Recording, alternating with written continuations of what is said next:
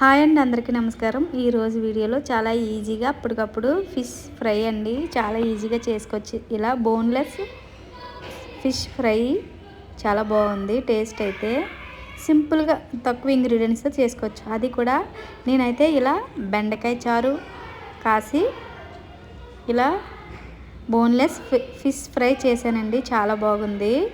ఈ boneless fish fry ఈ చారులోకి combination భలే బాగుందండి. చూస్తుంటే నోరు ఊరిపోతుంది కదా. నాకైతే చాలా చాలా ఇష్టం అండి. ఇలా బెండకాయ చారు కాయడం అనేది ఇంకా చాలా చాలా ఇష్టం. అందులోకి ఇలా చేపల ఫ్రై అయితే ఇంకా బాగుంటుంది.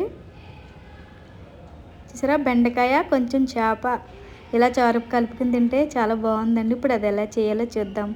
ముందుగా ఇలా చేపల ముక్కలు తీసుకోండి, ముళ్ళులు లేకుండా ఉన్న ముక్కలు తీసుకోండి. నేనైతే ముళ్ళులన్నీ ఒలిపించేసి ఇలా మధ్యలో చేపలు లేని ముళ్ళులు లేని ముక్కలు తీసుకున్నాను.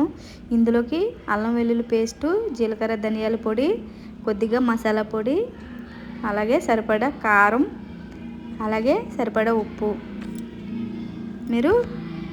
అలాగే పసుపు, అలాగే కొద్దిగా పావు స్పూన్ వరకు కార్న్ఫ్లోరు, పావు స్పూన్ వరకు మైదా పిండి వేసుకోండి.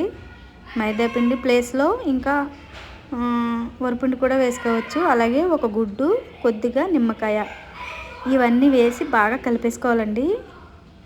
చేపలకి ఈ మసాలా బాగా పట్టేటట్టు చూసుకోవాలి. ఇలా కలిపేసి పక్కన పెట్టుకోవాలండి. ఒక 10 నిమిషాలు 20 నిమిషాల పాటు పక్కన పెట్టుకుని ఇప్పుడైతే డీప్ ఫ్రైకి సరిపడా ఆయిల్ తక్కువ వేసుకోండి, ఎక్కువ వద్దు. ఇలా వేసుకుని చిన్న చిన్న ముక్కలుగా ఒక్కొక్క ముక్క వేసేసుకోవాలండి. మీకు పెద్దగా అనిపించినాయి అనుకోండి ముక్కలు, చిన్న చిన్నగా కట్ చేసుకోండి. నేను కొద్దిగా పెద్దగానే ఉంచేసాను. ఇలా అన్నీ వేసుకున్న తర్వాత చిన్న మంట మీద వేపుకోవాలండి. ఇది నువ్వులు వస్తుంది అనుకోకండి, ఇది పప్పు నూనె వేసాను, నేను నువ్వుల నూనె వేసానండి. నార్మల్ నూనె వేస్తే ఇలా నువ్వులు రాదు. హెల్త్కి మంచిదనేసి నువ్వుల నూనె వాడుతున్నానండి. ఈ నూనె వల్ల ఇలా నువ్వురు వస్తుంది అనమాట. మీరైతే నార్మల్ నూనె కూడా వేసుకుని వేపుకోవచ్చు.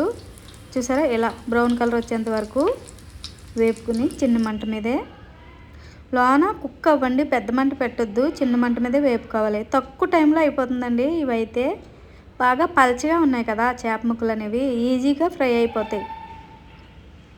చూసారా, ఇలా మిగిలిన ముక్కలు కూడా వేసేసుకోవాలి. ఒక పక్క వేగిన తర్వాత రెండో పక్కకి టర్న్ చేసుకుంటూ మొత్తం అన్నీ వేగిన తర్వాత ఈ విధంగా తీసేసుకోవాలండి. చాలా బాగుంది, సింపుల్గా. తప్పకుండా ట్రై చేయండి. నచ్చితే లైక్ చేయండి. మరిన్ని వీడియోల కోసం మన ఛానల్ని సబ్స్క్రైబ్ చేసుకోండి. చేప ముక్కలు అయితే చాలా బాగున్నాయండి. అసలు ముళ్ళులు లేకుండా పిల్లలకి ఇలా చేసి పెట్టారనుకోండి, ముళ్ళులున్న చేపలు ఇష్టపడరు కదా, బాగా ఇష్టంగా తింటారు. Thanks for watching.